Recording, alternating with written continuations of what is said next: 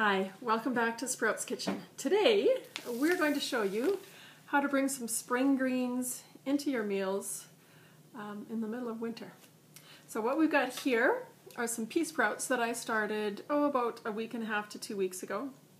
They taste amazingly fresh and green and so much like spring. And I'm going to show you how to do this at home.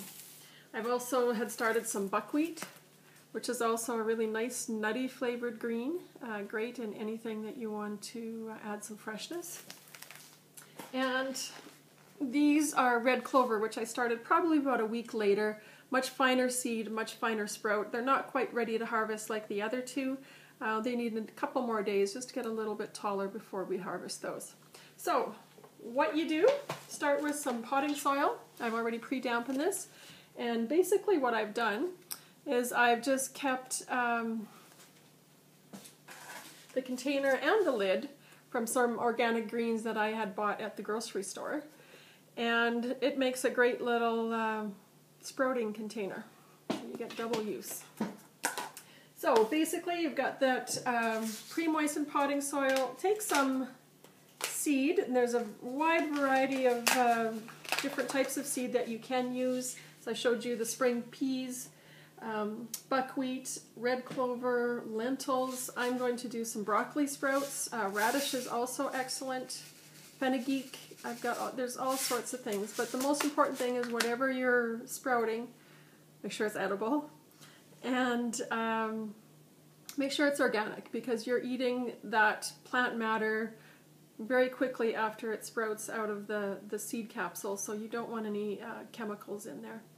So basically all you're going to do is just sprinkle them on the surface. As you can see, the broccoli seed is just kind of a round seed, not too big but not too fine. Sprinkle it on fairly thickly on your potting soil, because you want them to sprout up fairly close together. You don't have to worry about space as they grow, because you're going to be harvesting them before they get very big.